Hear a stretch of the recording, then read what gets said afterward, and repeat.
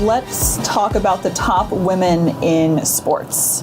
A lot of people say Serena Williams is the best. Can they in name the world. any more? I mean, that's the question. I mean, who including us. I mean, that's the question. Who are the top female athletes currently? You know, I mentioned Caitlyn Jenner. Yeah. Hey, man. See, so does Venus and Serena, do they fight a lot, like when they get at home? I Like wonder. as siblings? They play together. How do they? Each other. Isn't there a lot of sibling rivalry, though? I mean, But how annoying must that be? Like, are they at the same level? Are they just beating each other? I think Serena's let's just call it what it is. I think she's the better one. That's a horrible They Thanksgiving won dinner. when they were together. They won when they played together. Yeah, but yeah, so it's there's like something it's to like it. Gretzky and his brother. His brother had 3 goals. Gretzky had the rest. going back to the boys. We're just gonna go back to the boys, but Eli Payton. I mean, we could go on for all But day. let's focus on the ladies. Yeah. Like, who would you say, Tara, is one of the top female athletes that comes to your mind? One of the top. oh in hockey. yeah, no, Shalane Flanagan. So hockey isn't always my thing, but running.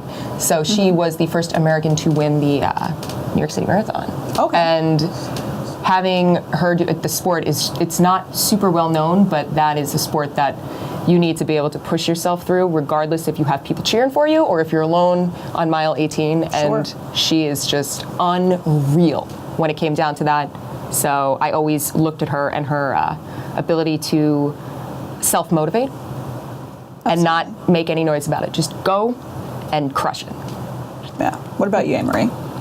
Other than Caitlyn Jenner. I know. I'm just trying to be funny, I know.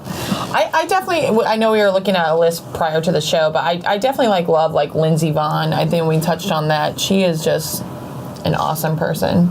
I'd say she's the top And skier. that Danica anybody can. Patrick, I think because recently I sat in on a podcast with her and I was blown away. You know when you learn, you first judge people and then when you sit and learn their story, she blew me away. Mm-hmm. She was a high school dropout, which I did not know and that. you corrected dropped- me. She's not the girl from the Wonder Years. No. Her name was also Danica, and for many, many years, I thought they were the same person. Danica back in health Patrick class. is one of the greatest assume she race car stopped acting. drivers in the world. Now Go female, GoDaddy. Yeah, that's what she is. Dating the Aaron GoDaddy. Rodgers. Okay, she's doing something right. Mm-hmm, doing something right. I guess so. Minnesota Viking fan, so a little tough subject for me. But I never knew she dropped out of high school to pursue racing, and her parents were like, "What are you doing?" And it took her years, but she overcame everything, and she's a bad lady. Yeah. Boss. I mean, for me, I know that it is predetermined, but for me, female wrestlers are pretty intense cool. athletes, like Nikki Bella. Yeah. I don't know. I watched few years Divas, ago, I'm not gonna lie. And I was like, they Nikki are Bella, athletic. She broke her neck for that Yeah. company. She is tough, and I mean, just the level that they compete For at. athleticism, I would say for wrestling, it's Charlotte Flair. And entertainment. Yeah. There's such a She's skill a to it. monster. Not everyone she is insanely actually. athletic and Just the physicality. yeah, her I would go with. Her, But she also has an awesome ability too, because there does come that aspect where you also need to be putting on a show. Yeah. As far as which a lot of people don't have as performers. I mean, as athletes, we're entertainers, but I mean, it's You really actually a also skill. have Especially to, for put on a wrestling, you show. need both. It's just You as important need- to be entertaining as an individual as it is to be athletic. Yeah. I mean, Because they're if you have super one athletic. without the other, you're gonna be like the magic trick is gonna go away pretty soon. Yeah. Like the curtain's gonna be pulled back. The audience will see if right through you're you. lacking in one or the other.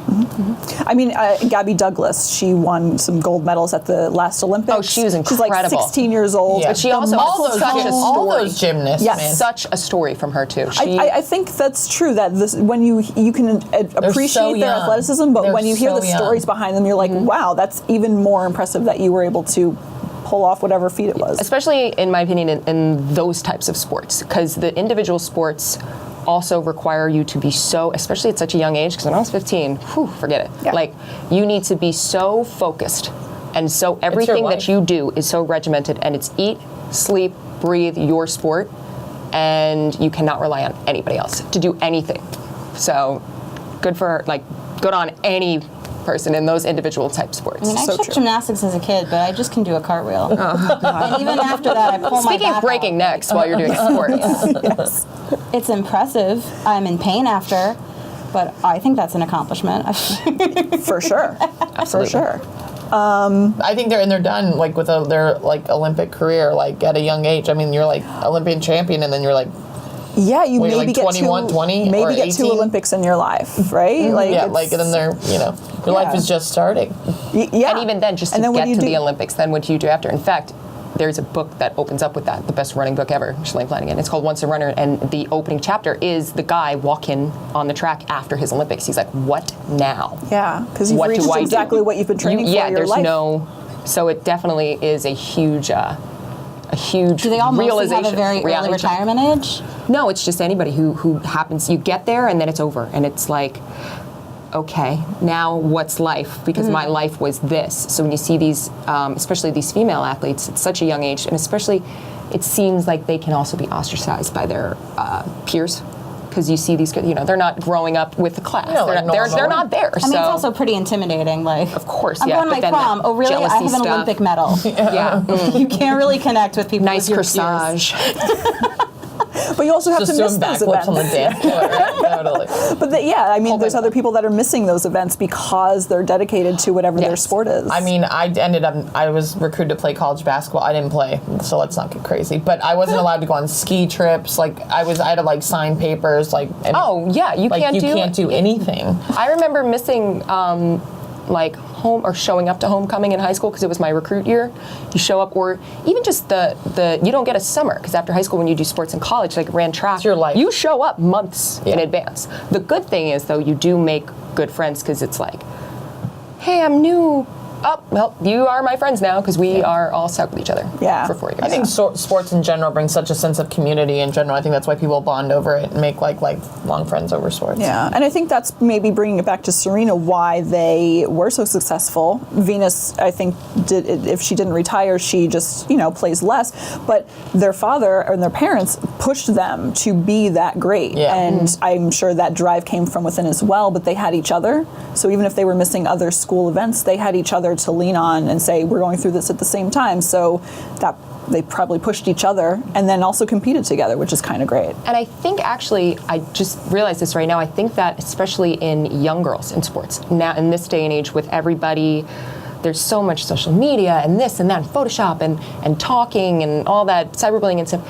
There's the competition just to be cool and improve yourself or whatever, just to make friends, especially amongst young girls, is so at an all-time high that I think that the importance of the bonds and the friendships that you make from just that organic, friendships. I said it, I'll say it twice. Hey man, I got no words. But friendships that you make with your teammates, that camaraderie is something that is so important for young people, especially young girls, to have in their life. So the push for women in sports and the push, or these women who are now at the top of their sports, is something that really should be promoted, and we should really look up to that because it's offering an opportunity for the younger girls to see this, be inspired, and then get that sense of camaraderie, even if they don't go to the Olympics, even if they don't, Professionally. go even to play in college. Like they've made friendships that are definitely long lasting, and they're going to make friends with people who they may have not otherwise.